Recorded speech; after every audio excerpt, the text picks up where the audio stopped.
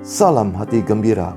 Alkitab berkata hati yang gembira adalah obat yang manjur, tapi semangat yang patah mengeringkan tulang.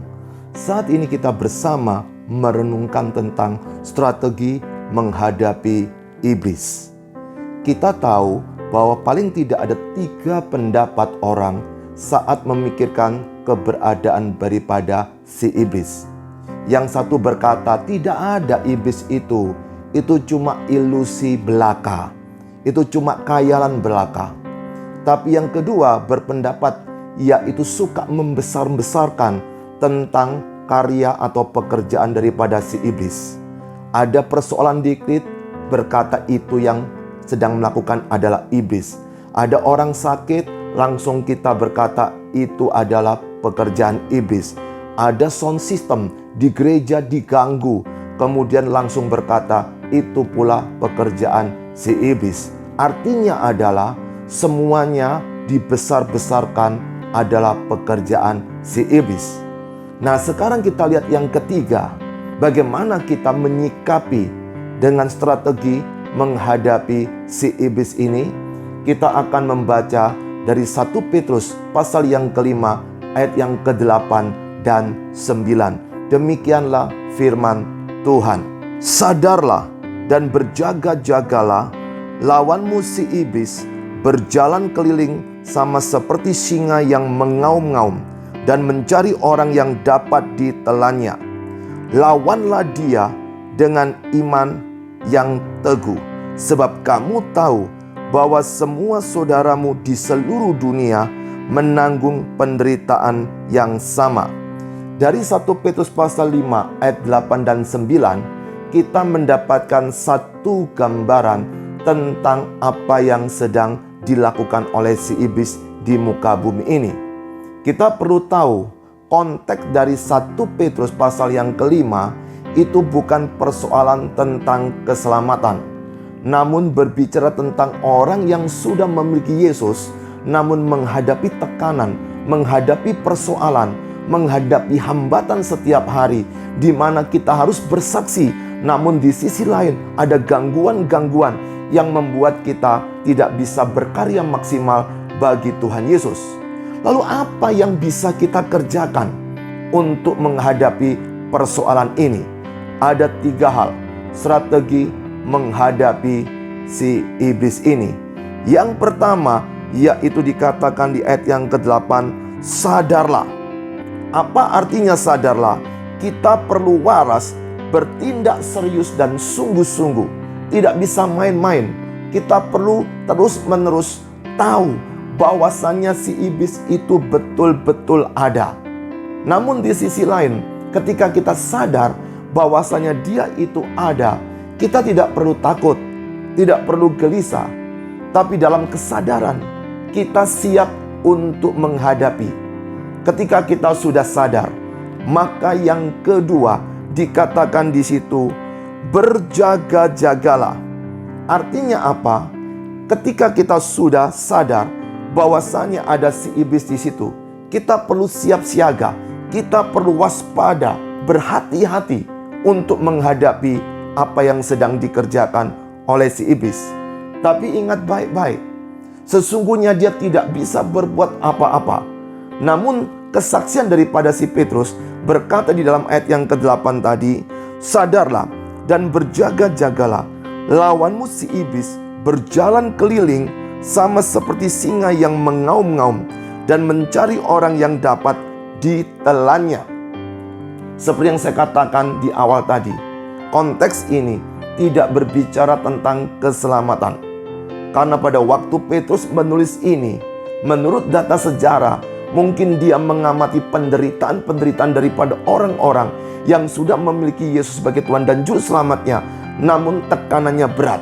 Kemungkinan waktu itu zaman Kaisar Nero, ditekan luar biasa orang Kristen. Hari ini pun kita tahu berapa banyak orang Kristen yang dibakar, berapa banyak orang Kristen yang digorok lehernya, berapa banyak orang Kristen yang menghadapi aniaya luar biasa. Tapi itu akan terus berlangsung, akan berjalan terus. Kenapa? Kita bukan sedang menghadapi orang-orang jahat, tapi siapa yang ada di balik itu semua. Maka itu kita perlu sadar. Yang kedua, kita perlu berjaga-jaga. Tapi yang ketiga, jangan takut. Di ayat yang ke-9 berkata sebagai berikut, lawanlah. Lawanlah dia dengan iman yang teguh, sebab kamu tahu bahwa semua saudaramu di seluruh dunia menanggung penderitaan yang sama. Jadi pada waktu menghadapi ini, jangan tawar hati, jangan gelisah takut bagaimana nanti keadaan. Tapi Petrus yang ketika menghadapi persoalan ini dan melihat jemaat banyak yang mengalami penganiayaan, berkata, lawanlah. Berarti kita tidak boleh berdiam diri, kita harus menghadapinya. Kenapa kita lawanlah? Karena kita harus yakin bahwa kita mampu menghadapinya. Mengapa kita mampu menghadapinya? Karena Yesus yang kita percayai, yang sudah mati di salib, kemudian dia bangkit dari antara orang mati, dan disitulah sudah mengalahkan kuasa kegelapan. Namun jangan lupa, iblis terus bekerja. Untuk apa? Untuk merusak pekerjaan Tuhan. Untuk apa? Untuk mengganggu setiap orang ketika dia ingin melakukan apa yang Tuhan kehendaki. Dan ketika kita lihat, ada 3 hal menarik hari ini. Strategi menghadapi iblis. Yang pertama, kita perlu sadar. Yang kedua, berjaga-jaga. Dan yang ketiga, kita perlu lawan. Bagaimana kita bisa lakukan ini? Syaratnya yaitu orang tersebut harus sudah lahir baru dan hidupnya kudus. Ini adalah kemenangan sejati. Dan ketika ini ditulis, Petrus mengawalinya di dalam 1 Petrus pasal yang pertama, ayat yang pertama dan kedua, dikatakan sebagai berikut. Dari Petrus, Rasul Yesus Kristus, kepada orang-orang pendatang yang tersebar di Pontus, Galatia, Kapadokia, Asia Kecil, Bitinia.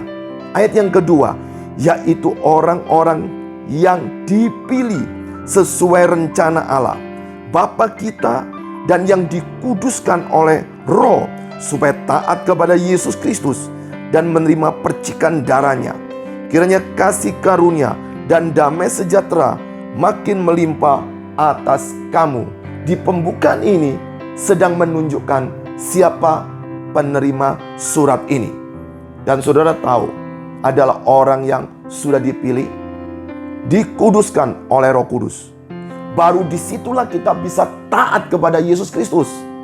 Maka dari itu hari ini, jikalau kita ingin hidup menang tiap hari, maka kita ingat baik-baik, buka hatimu, undang Yesus. Dan setelah itu kita perlu berjuang hidup kudus setiap hari. Supaya apa? Kita terus bisa sadar, berjaga-jaga, dan melawan si iblis. Ingat kisah daripada Ayub, seorang yang saleh, jujur, takut akan Allah, dan menjauhi kejahatan. Namun diizinkan oleh Tuhan, dia dirusak, dihancurkan. Dari seorang yang kaya dia harus bangkrut. Dari seorang yang punya anak 10 mati semua. Dan tubuhnya mengalami sakit penyakit. Bahkan orang-orang di sekitarnya mengejek dia. Namun dia mengakhiri kisah tersebut dengan kemenangan. Hari ini apapun persoalan kita, apapun pergumulan kita, jangan takut. Apapun yang mengancam kita, ingat, roh yang kita miliki lebih besar daripada roh yang ada di dunia ini. Salam hati gembira.